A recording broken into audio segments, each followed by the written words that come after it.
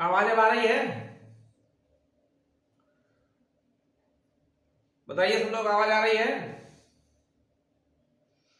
चलिए ठीक है। देखिए, बेरोजगारी और गरीबी कल शुरू किए थे। कल जो है बेरोजगारी के बारे में बताए थे और गरीबी, बेरोजगारी और गरीबी क्या बताया गया है उसमें? बेरोजगारी और गरीबी क्या है? दोनों एक ही सिक्के के दो पहलू माने जाते हैं। ठीक है, अगर व्यक्ति बेरोजगार है इसका मतलब क्या है? वो गरीब है, या गरीब है तो इसका मतलब उसके पास रोजगार नहीं है। तो एक ही सिक्के के दो पहलू हैं। और यहाँ पे बेरोजगारी के बारे में कल कुछ देखा गया था, काफी कुछ। बेरोजगार कौन होता है? तो बेरोजगार की श्रेणी में किसे गिना जाएगा? कार्य करने में सक्षम हो, शारीरिक और मानसिक रूप से सक्षम रहे, ठीक है, और प्रचलित जो दर है मजदूरी की उस पर वो काम करना चाहता है लेकिन उसके पास काम ना हो, तो वही बेरोजगार कहलाता है। बेरोजगारी से संबंधित एक पिरामिड कल बताए थे, जिसमें बेरोजगारी की कैटेगरी में कौन रखा जाएगा? तो एक होती है कार्यशील जनसंख्या। कार्यशील जनसंख्या, इसमें देखिए कार्यशील जनसंख्या में 60 साल से नीचे के लोग और 15 साल से ऊपर के लोग, मतलब 15 से लेकर 59 साल के उम्र के लोगों को कार्यशील जनसंख्या कहा जाता है। ठीक है, इसमें देखिए 15 से नीचे वाले काउंट नहीं होंगे और 60 से ऊपर वाले काउंट नहीं होंगे। अब कार्यशील जनसंख्या में दो तरह के लोग होते हैं। देखिए, एक होते हैं कार्य करने में सक्षम, कार्य करने में सक्षम लोग, करने में सक्षम, और दूसरे होते हैं कार्य करने में असक्षम लोग, असक्षम। यहां असक्षम से मतलब क्या है? उनके पास रोजगार भी रहे लेकिन वो कार्य नहीं करना चाह रहे या शारीरिक रूप से असक्षम है, तो ऐसे लोगों को कहा जाता है ये असक्षम। तो इसमें अब कार्यशील जो जनसंख्या आपकी है, इसी को क्या किया जाता है? इसी में जो लोग रोजगार के योग्य हैं और रोजगार नहीं पा रहे हैं उनको रखा जाता है। बेरोजगारी का फार्मूला बताए थे,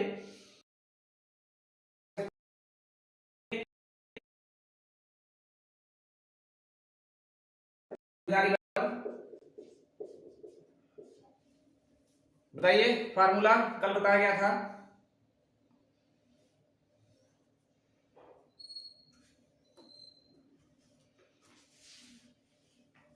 बेरोजगारी का फार्मूला बताइए सब लोग भाई, कल बताया था, जल्दी बताइए।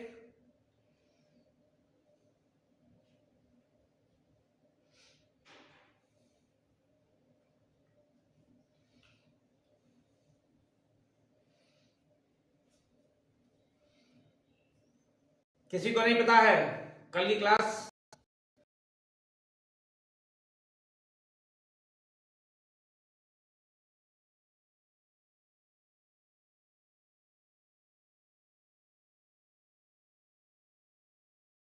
जितना टोटल श्रम है, ठीक है, उपस्थित, उसमें से कार्यबल माइनस कर दिया जाए, कार्यबल। ठीक है ना? जैसे देखिए, ये जो आपकी जनसंख्या है 15 से लेकर 59 वर्ष के बीच की, ये पूरी जनसंख्या कार्यशील जनसंख्या, इसी को बोला जाता है श्रम बल। ठीक है, अब इसमें बेरोजगार कौन होगा? श्रम बल जितना टोटल है उसमें से जो लोग काम पाए हैं उनको निकाल देंगे तो बेरोजगारी अपने आप पता चल जाएगी, बेरोजगार लोग कितने हैं। ठीक है, बेरोजगार लोग कितने हैं ये अपने आप पता चल जाएगा। जैसे एक एग्जांपल भी कल दिए थे, मान लीजिए ये कार्यशील देश की 100 और इसमें से 70 लोग श्रम पाए हैं, 70 लोग श्रम पाए हैं, 70 लोग पाए हैं, तो बेरोजगार कितने लोग आएंगे? बेरोजगार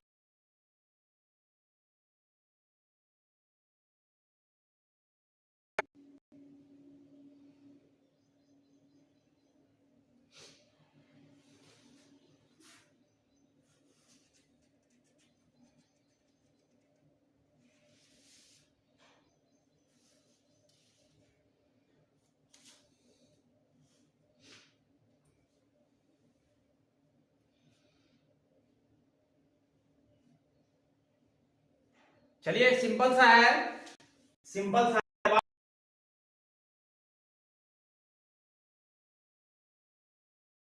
श्रम पाए हुए हैं तो कार्य बल वही हो जाएगा ना, यहाँ सीधे टोटल श्रम बल रख दीजिए 100 और माइनस कर दीजिए कार्य बल यानी कि 70 बराबर कितना हो गया 30 लोग बेरोजगारी की कैटेगरी में आएंगे।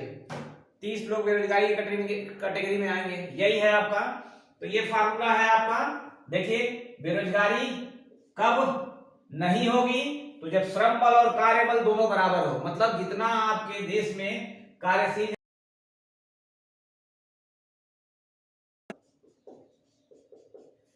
पूर्ण रोजगार के बारे में अगर देखा जाए तो श्रम बल ये बराबर हो जाएगा कार्य बल के।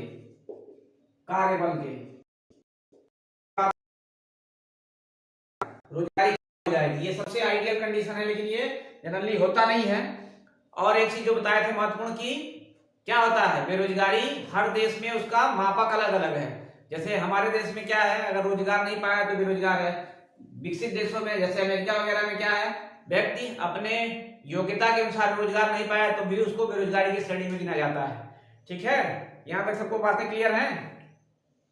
फिर अब बेरोजगारी के प्रकार के बारे में बताना। यहां तक कल सारी चीजें बता दी गई थी। बताइए क्वेश्चन जो परीक्षाओं में ज्यादा आता है,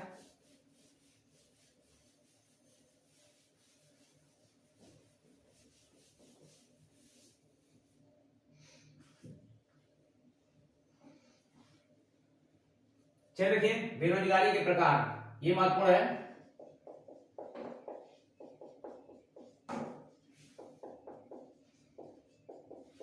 बेरोजगारी के प्रकार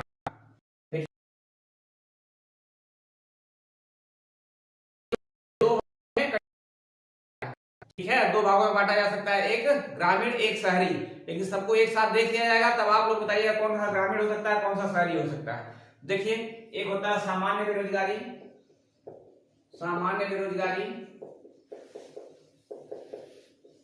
फिर संरचनात्मक बेरोजगारी, फिर अगला हो गया प्रच्छन्न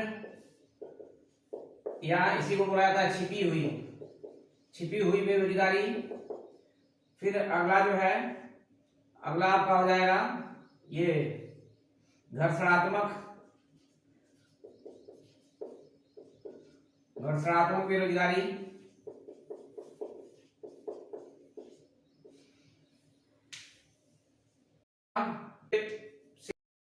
ये मेन बेरोजगारी है। वैसे बेरोजगारी के बहुत सारे प्रकार हैं।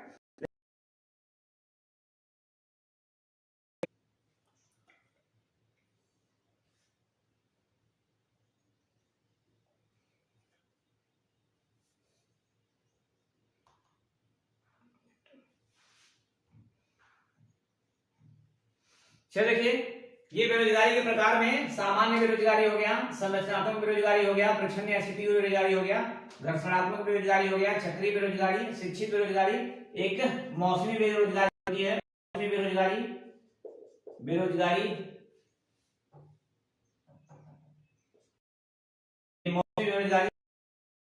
में आएगा। अब सामान्य बेरोजगारी क्या होगा, तो सामान्य बेरोजगारी सिंपल सा है कि जो आपकी बेरोजगारी की परिभाषा है कि व्यक्ति कार्य करने में सक्षम है लेकिन क्या है, रोजगार नहीं पा रहा है। ठीक है, प्रचलित दर पे वो कार्य करने के लिए तैयार भी है लेकिन उसको कोई रोजगार नहीं है, तो ये सामान्य बेरोजगारी हो जाएगा। देखिए सबसे महत्वपूर्ण है संरचनात्मक बेरोजगारी। संरचनात्मक बेरोजगारी क्या होगा, संरचनात्मक बेरोजगारी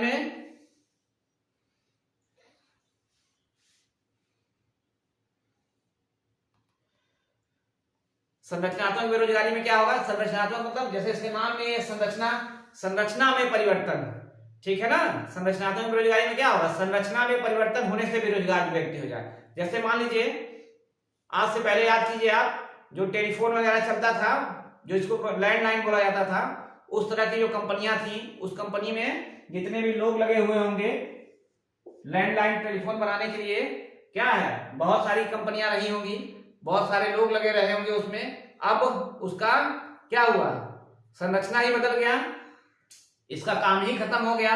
अब इसमें जो व्यक्ति रोजगार पाया है वो क्या होगा, ये बंद हो गई, इसकी जगह पे मोबाइल आ गया, तो क्या होगा, यहाँ पे जो संरचना की वजह से परिवर्तन आया, इसकी वजह से बेरोजगारी ये आ गई।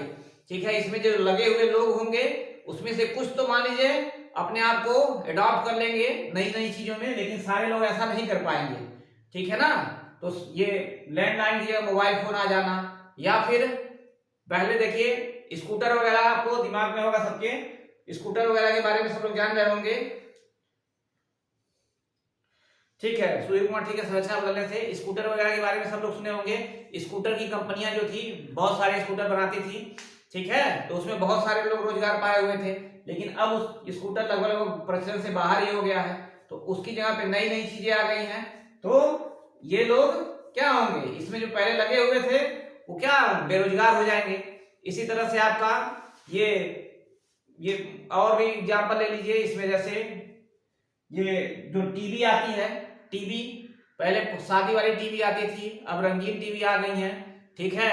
तो ये सब सारी चीजें मतलब संरचना बदलने की वजह से क्या हुआ, लोग बेरोजगार हो जाएंगे। अब इसमें देखिए ये क्या होगा, इसको मेन रूप से ये कहाँ पाया जाएगा, ज्यादा विकसित देशों में पाया जाता है, क्योंकि जहां जल्दी जल्दी संरचना बदलती है वहां ये ज्यादा आता है, ठीक है ना। हालांकि विकासशील देशों में भी पाया जाता है, संरचना कहीं भी बदल सकती है, लेकिन ज्यादा विकसित देशों में पाया जाता है, ठीक है। संरचना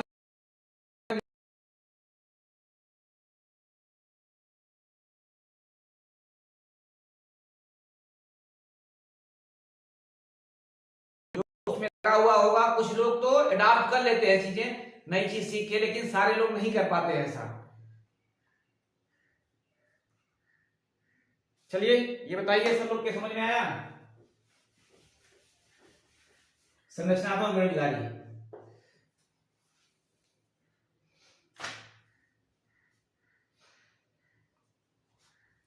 संरचनात्मक बेरोजगारी सबके समझ में आया, तो हाँ लिख के भेजिए।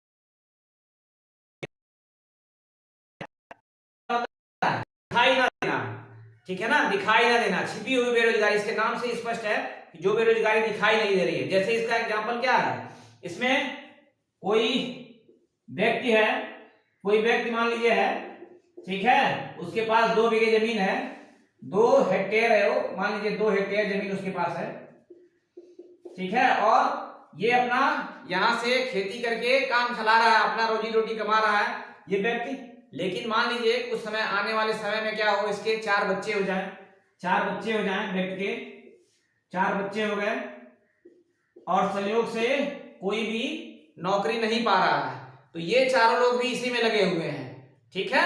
अब देखिए क्या होगा, हम एक व्यक्ति अकेले इससे पहले कर रहा था, अब इसमें कुल कितने लोग हो गए, 4 लोग। इन 4 लोगों की जो उत्पादकता होगी वो क्या हो जाएगी, उत्पादकता 0 हो जाएगी। अकेले व्यक्ति है रहा भी, ठीक है ना, तो इसकी उत्पादकता जो भी रहेगी, बाकी ये 4 लोग इसी में लगे हुए हैं, तो इन लोगों की उत्पादकता क्या हो जाएगी, 0। अब यहां से हट के ये लोग कोई और काम करते तो कुछ ना कुछ पैसा ले आते। तो ये होता है छिपी हुई बेरोजगारी, मतलब दिखाई नहीं देता है, इन लोगों को लगेगा हाँ सब लोग काम कर रहे हैं, सब लोग क्या है खेतों में कहीं ना कहीं काम कर रहे हैं, लेकिन ये लोगों की उत्पादकता 0 होने की वजह से क्या होगा, ये छिपी हुई बेरोजगारी है, और ये भारत के गांवों में बहुत बड़ी समस्या है, ठीक है। प्रचंड बेरोजगारी जो है भारत के ग्रामीण इलाकों में सबसे ज्यादा है, और ये क्वेश्चन आता भी है कि छिपी हुई बेरोजगारी कहाँ की समस्या है, या ग्रामीण इलाकों की सबसे प्रमुख समस्या क्या है। तो ये छिपी हुई या प्रचंड बेरोजगारी सबसे प्रमुख समस्या है। आया सबके समझ में, इसको नोट कर लीजिए आप, क्योंकि क्वेश्चन आया है, प्रमुख है, सबसे प्रमुख है गांव की।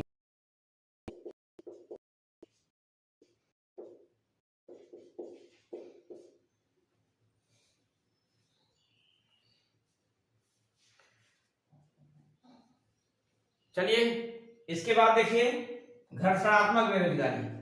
घर्षणात्मक बेरोजगारी, अब ये क्या होता है घर्षणात्मक बेरोजगारी। घर्षणात्मक बेरोजगारी देखिए क्या होती है, घर्षण घर्षण बल के बारे में आप लोग साइंस में पढ़े होंगे। तो उसका काम क्या होता है? घर्षण बल का काम होता है कोई भी चीज आ रही है उसका विरोध करता है, और ठीक है, लेकिन विरोध भी करता है, जैसे आगे जा रहे हैं उसका पीछे की तरफ लगता है, लेकिन वो सहायक भी होता है। तो यहाँ पे घर्षण का मतलब क्या है? जैसे इसमें क्या होगा, कोई भी उद्योग धंधा है, मान लीजिए कोई उद्योग धंधा है यहाँ पे, ठीक है, यहाँ पे इस उद्योग में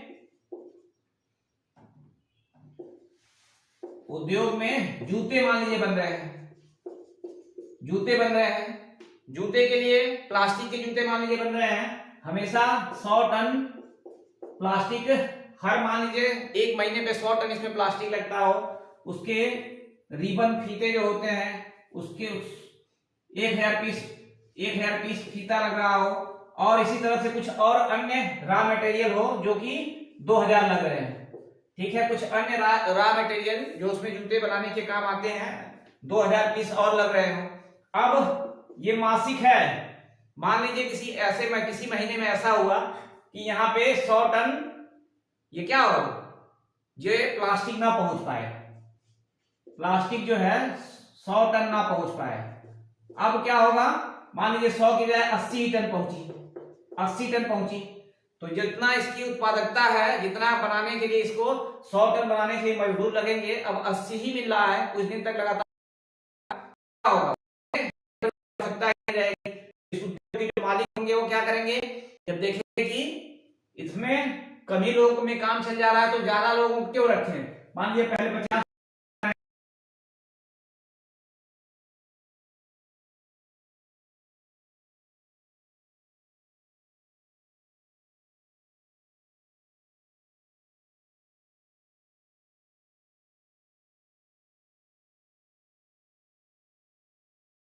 पदार्थ के कारण या इस तरह की कुछ चीजें जो आती हैं, इसकी वजह से वो जो बेरोजगारी आती है वो घर्षणात्मक बेरोजगारी की श्रेणी में आता है, ठीक है ना। तो ये होती है घर्षणात्मक, लेकिन ये बहुत अल्प समय के लिए होती है। कभी कोई क्वेश्चन आता है परीक्षाओं में कि बहुत कम समय के लिए बेरोजगारी की, फिर जब क्या होगा, ये सप्लाई पूरी आनी शुरू हो जाएगी 100 टन की, तो फिर ये उसी रूटीन पे आ जाएगा। तो ये हो सकता है 5 लोग वापस बुला लिए जाए, या फिर जो है नए लोगों को बुलाया जाएगा, जो भी किया जाएगा उसमें। तो ये अल्प समय के लिए आती है, अल्प समय के लिए, ठीक है, इसको सब लोग नोट कर लीजिएगा, अल्प समय के लिए।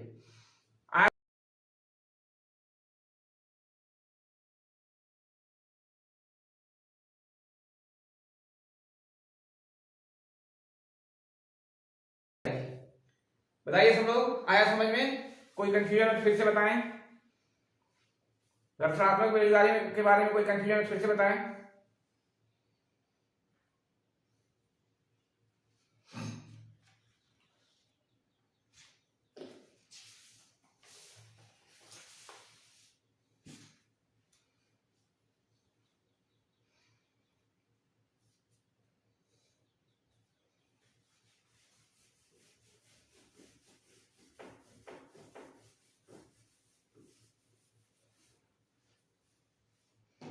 आया सबके समझ में?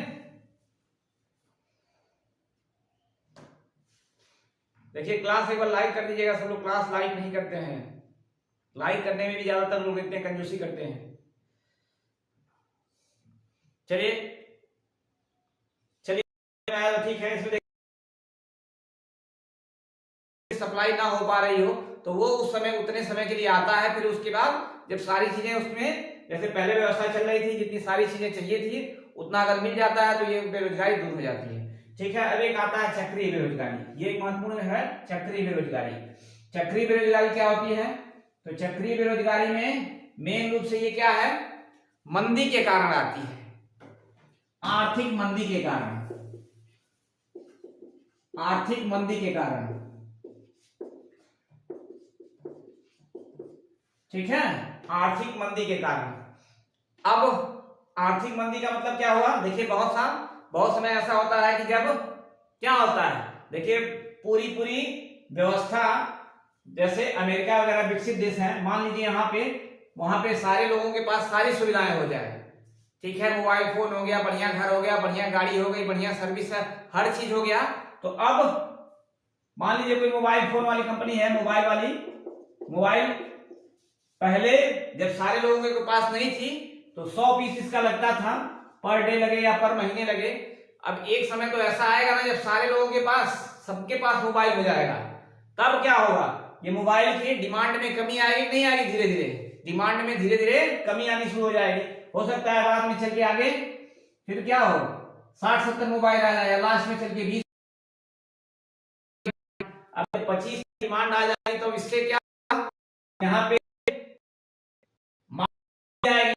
तो लोग लगे हुए हैं, अब उनकी जरूरत क्या है, पहले 100 मोबाइल बनाना रहता था तो ज्यादा लोग लगे थे, अब यहाँ पे मांग ही नहीं है तो 25 ही मोबाइल बनाना है, तो क्या होंगे, जाहिर सी बात है वहां से रोजगार, वहां से निकाले जाएंगे, लोग निकाले जाएंगे तो फिर उनके पास पैसा कम होगा, बेरोजगार होंगे और वो उस गरीबी के दुष्चक्र में फिर फंस जाएंगे। ठीक है ना, तो ये जो होती है वो आर्थिक मंदी के कारण आती है, चक्रीय बेरोजगारी। जैसे देखिए कोरोना वाला भी है एग्जाम्पल इसका, कोरोना में क्या हुआ, सारी चीज की डिमांड घट गई तो सारे अपने आप क्या हो गए थे, सारे मजदूर बेरोजगार हो गए। बहुत देखिए आप लोग मजदूर का, इसमें क्या होता है, मंदी के कारण, आर्थिक मंदी के कारण इसके कारण बेरोजगारी आती है, और ये भी मेन रूप से विकसित देशों में आती है। हमारे देश में देखिए बहुत बड़ी बड़ी मंदियां आई, 1929-30 की मंदी, आर्थिक मंदी, वैश्विक मंदी बहुत मशहूर थी, फिर बीच में 2000 के आसपास आई थी, वो भी मशहूर थी बहुत ज्यादा, लेकिन भारत पे प्रभाव नहीं डाल पाती है क्योंकि भारत में हमेशा डिमांड है, पॉपुलेशन ज्यादा है, इसी वजह से डिमांड यहाँ हमेशा बनी रहती है। ठीक है, ज्यादातर ये भी विकसित देशों में ही आता है ये चक्रीय बेरोजगारी, क्योंकि वहां पे जल्दी से लोगों के पास सारी चीजें हो जाती हैं तो अपने आप क्या होगा, मांग में कमी आ जाएगी विकसित देशों में।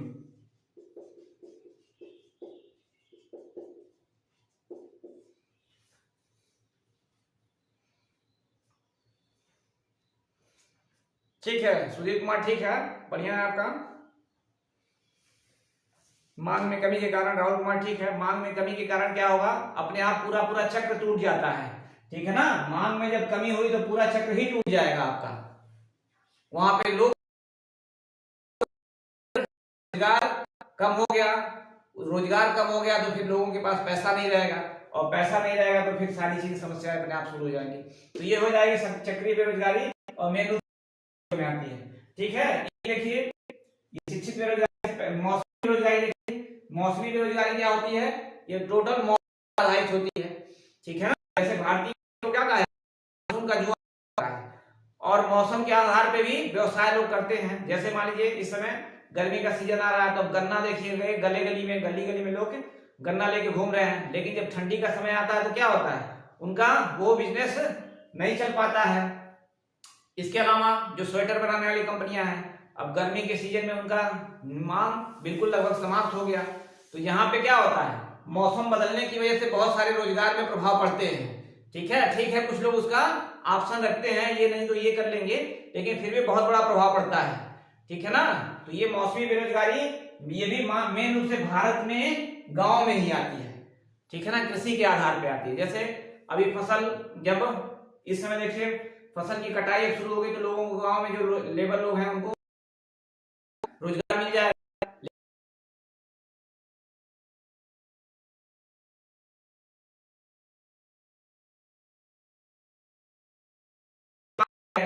तो ये भी बहुत बड़ी समस्या भारत के गांव में ही है।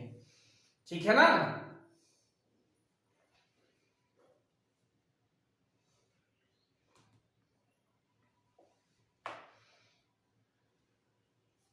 ये मौसमी रोजगार। और शिक्षित में तो क्या हो जाएगा, जो पढ़े लिखे व्यक्ति हैं उनको रोजगार नहीं मिल रहा है तो वो शिक्षित बेरोजगारी की कैटेगरी में आ जाएंगे।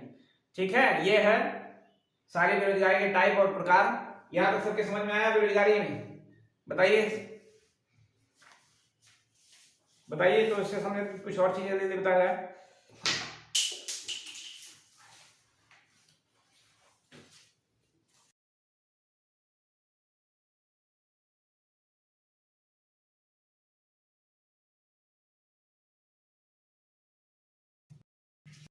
किसी कोई दिक्कत है तो बताइए।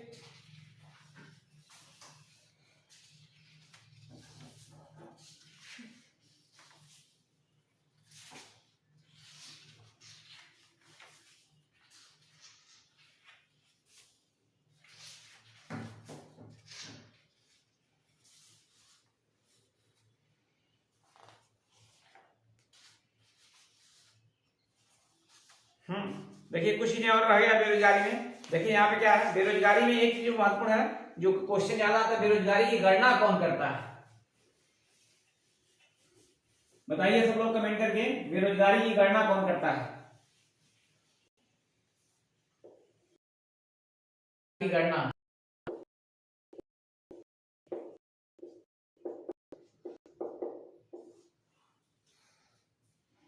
बेरोजगारी की गणना कौन करता है? बताइए सब लोग जल्दी से।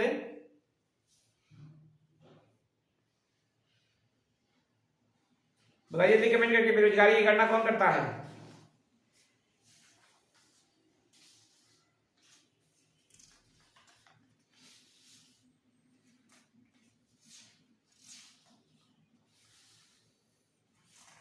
NSSO।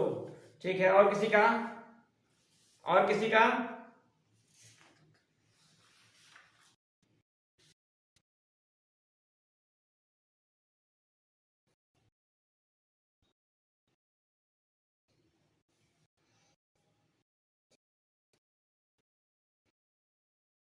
इसमें है, ठीक है आप सब लोगों का, लेकिन थोड़ा सा चेंज आ गया है। देखिए ये सब सारी चीजें कब NSSO क्या करता था, ये कब तक करता था? 2019 के पहले करता था।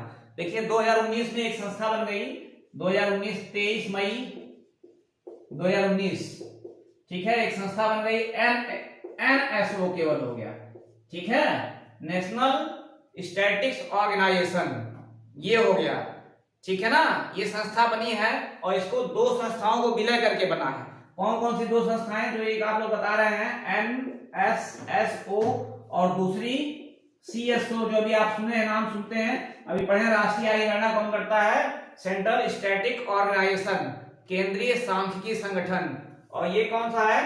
नेशनल सैंपल सर्वे ऑर्गेनाइजेशन, राष्ट्रीय सर्वेक्षण सर्वे करके है इसका। तो ये दोनों संस्थाएं पहले, अब ये क्या है, गरीबी, बेरोजगारी, इन सब सारी चीजों की गणना करती थी, और ये जो राष्ट्रीय आय वगैरह की गणना ये करते थी CSO। लेकिन इन दोनों को मिला के अब क्या कर दिया गया है, 2019 में 23 मई 2019 को एक संस्था बनाई गई, NSO, नेशनल स्टैटिस्टिक्स ऑर्गेनाइजेशन, हो गया, राष्ट्रीय आय हो गया, इसका मुख्यालय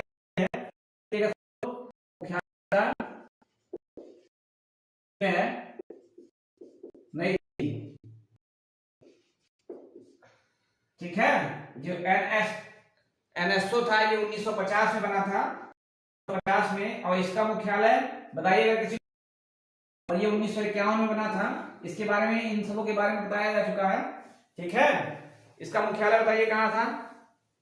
NSSO का मुख्यालय कहां था? NSSO का, नेशनल सैंपल सर्वे ऑर्गेनाइजेशन, ठीक है सुधीर कुमार, इसका मुख्यालय बताइए कहां था? देखिए कोलकाता में इसका मुख्यालय था पहले, कोलकाता। पहले क्या मतलब, जब तक था ये संस्था तो कोलकाता में इसका मुख्यालय था, और इसका नई दिल्ली में था, नई दिल्ली, ठीक है। लेकिन अब ये दोनों संस्थाओं को एक साथ मर्ज कर दिया गया, ठीक है, दोनों संस्थाओं को हटाकर इसकी जगह पे NSO कर दिया गया। अब ये सारी गणनाएं यही करता है, सारी गणनाएं यही करता है, NSO ही करता है, ठीक है। चाहे वो राष्ट्रीय आय की गणना हो, चाहे गरीबी की गणना हो, चाहे बेरोजगारी की गणना हो, चाहे इस तरह के जितने भी सर्वे होते हैं सब यही करता है, ठीक है ना। अब ये दोनों संस्थाएं खत्म हो गई हैं, दोनों संस्थाएं ये खत्म हो गई हैं।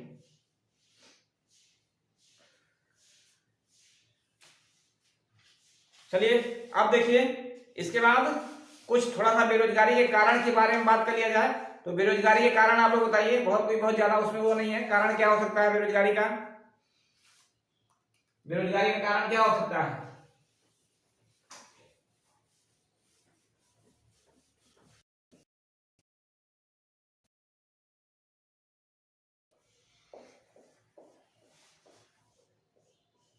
कारण क्या क्या हो सकते हैं बताइए, कुछ कारण आप लोग बताइए।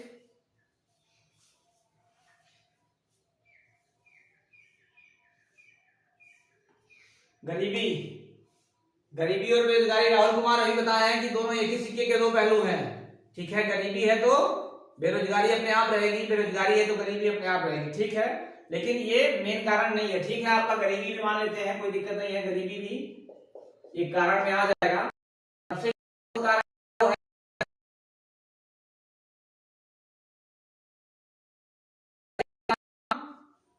आय, और जो आय का असमान वितरण, असमान वितरण। ठीक है, इसमें दो बहुत महत्वपूर्ण कारण है, आय का असमान वितरण और जनसंख्या वृद्धि। ठीक है, इसके अलावा जो कृषि क्षेत्र अपना है, भारत का कृषि क्षेत्र है, कृषि क्षेत्र का पिछड़ापन, कृषि क्षेत्र का पिछड़ापन, ये भी एक कारण है। क्योंकि अगर कृषि हमारी आगे होती तो उतने ही चीजों में ज्यादा पैदावार किया जा सकता था, टेक्निक लगा के किया जाता। तो देखिए कुछ कुछ टेक्निक अडॉप्ट भी की जा रही है, लेकिन उसमें बहुत ज्यादा अभी सफलता नहीं मिली है। इसके अलावा जो है मशीनीकरण को भी रख सकते हैं, सब एक दूसरे से जुड़ी हुई है। मशीनीकरण भी वही कृषि क्षेत्र में क्या है, मशीनीकरण कर दिया जाए ज्यादा से ज्यादा तो हो जाएगा आपका। इसके अलावा रोजगार जो है की अनुपलब्धता, ये सब भी कारण है। ठीक है ना, तो इसमें कारण में बहुत ज्यादा। अब इसके अलावा जो है छोटे छोटे बहुत सारे कारण हैं, ये इसमें गवर्नमेंट की नीतियां भी हैं। शिक्षा भी एक महत्वपूर्ण कारण है, शिक्षा भी गरीबी का एक महत्वपूर्ण कारण है। अगर शिक्षित व्यक्ति है तो क्या है, शिक्षित व्यक्ति है तो किसी ना किसी तरह से रोजगार कर ही लेगा। जैसे देखिए चाइना में हमारे हमसे ज्यादा पॉपुलेशन है, लेकिन वो शिक्षा का ढांचा वहां का ऐसा है कि हर व्यक्ति रोजगार में लग जाता है। ठीक है ना, तो ये सब सारे इसके कारण हैं, ये इसके कारणों में आ जाएगा। अब देखिए एक महत्वपूर्ण चीज और इसमें जो है, एक आता है कि पहले बेरोजगारी की माप किसने किया था। ठीक है, सबसे पहले बेरोजगारी की माप किसने किया था बताइए, अगर किसी को पता बताइए। पहले बेरोजगारी की माप किसी को पता बताइए जल्दी से।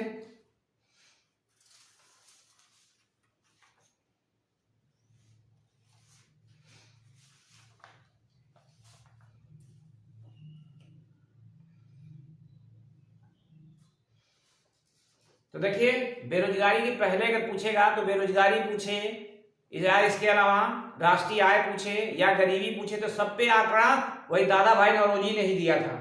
ठीक है ना, दादा भाई नौरोजी ने ही सबसे पहले, उनकी पुस्तक का नाम बताइए, सब लोग कई बार बताया जा चुका है। दादा भाई नौरोजी की पुस्तक का नाम बताइए, नाम बताइए सब लोग।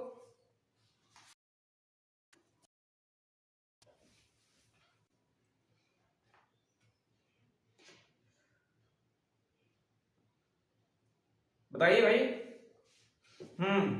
ठीक है, the poverty and un British rule in India. इसी में कुछ भी पूछे, सबसे पहले बेरोजगारी के बारे में, सबसे पहले राष्ट्रीय आय के बारे में, सबसे पहले गरीबी के बारे में, सबके बारे में दादा भाई नौरोजी ने बताया था। अब देखिए एक समिति बनी थी, ये भारत सरकार की तरफ से सबसे पहले एक भगवती कमेटी बनी थी। ठीक है ना, भगवती कमेटी बनी थी 1970 में। ठीक है ना, इस कमेटी ने अपनी बेरोजगारी के कारणों के बारे में बताया। तो बेरोजगारी के कारण भी बहुत सारे बताए और बेरोजगारी को 3 मेन कैटेगरी में बांटा।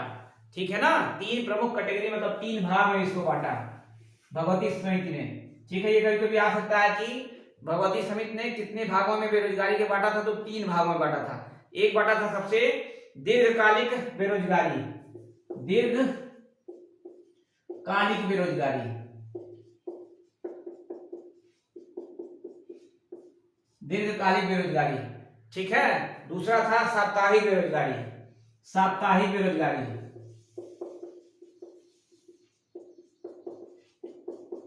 और तीसरा था दैनिक बेरोजगारी, दैनिक बेरोजगारी। ये भगवती कमेटी ने 1970 में जो बनी थी, इसने बताया था इसके बारे में, दीर्घकालिक के बारे में। अब देखिए दीर्घकालिक बेरोजगारी, साप्ताहिक बेरोजगारी और दैनिक बेरोजगारी में थोड़ा सा जान लीजिए इसके बारे में। दीर्घकालिक बेरोजगारी क्या होती है, देखिए साल में 365 दिन होता है, साल में 365 दिन होता है, तो इसका आधा करेंगे तो लगभग कितना आएगा बताइए सब लोग जल्दी से। 365 का आधा करेंगे तो कितना आएगा?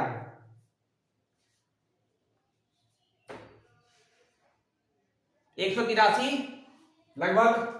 ठीक है, तो अगर व्यक्ति 183 गुणे 8 मतलब क्या है, 365 दिन में 183 दिन 8 घंटे रोजगार पा जाएगा, तो वो क्या होगा, वो रोजगार में माना जाएगा। लेकिन अगर इतना नहीं पाता है, साल में 365 में से 183 दिन 8 घंटे का रोजगार नहीं पाएगा, तो उसको दीर्घकालिक बेरोजगारी माना जाता है।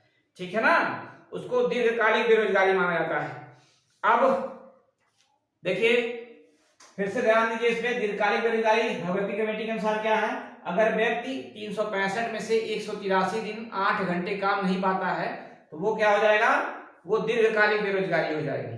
ठीक है, अब हो गया साप्ताहिक। देखिए साप्ताहिक में क्या आएगा, तो साप्ताहिक में 7 दिन में 7 दिन अगर है, 7 दिन में अगर व्यक्ति इनके अनुसार कम से कम 7 दिन में से 4 दिन भी अगर 1-1 घंटे काम पा जा रहा है, तो वो साप्ताहिक बेरोजगारी की श्रेणी में नहीं आएगा। लेकिन 4 दिन भी अगर 1-1 घंटे काम नहीं पा रहा है वो, तो क्या हो जाएगा, वो साप्ताहिक बेरोजगारी की श्रेणी में आएगा। ठीक है ना, साप्ताहिक बेरोजगारी की श्रेणी में आ जाएगा। और दैनिक में क्या है, दैनिक बेरोजगारी में 8 घंटे होते हैं। 8 घंटे को कार्य का घंटा माना जाता है। कार्य आवर कितना माना जाता है, 8 आवर। 8 घंटे को क्या माना जाता है, कार्य घंटा माना जाता है। उसमें से अगर ये आधा घंटा भी रोजगार पा जा रहे हैं, तो ये दैनिक बेरोजगार नहीं हुए। लेकिन अगर आधा घंटा भी रोजगार नहीं पा रहे हैं रोज, तो इनको दैनिक बेरोजगारी के श्रेणी में रखा जाएगा, दैनिक बेरोजगारी की श्रेणी में रखा जाएगा। ठीक है, ये है आपका भगवती कमेटी के अनुसार बेरोजगारी की माप। ठीक है ना, बेरोजगारी की माप के लिए है बनाई गई थी एक कमेटी। बाकी बेरोजगारी की माप तो अब एनएसओ ही करता है। चलिए, इसके बाद जो है, इसके बाद गरीबी, लेकिन अब कल वाले टॉपिक में, कल की क्लास में। अभी मैथ की क्लास के लिए जुड़िएगा सब लोग। कीजिए, हो गया, स्टार दबाइए।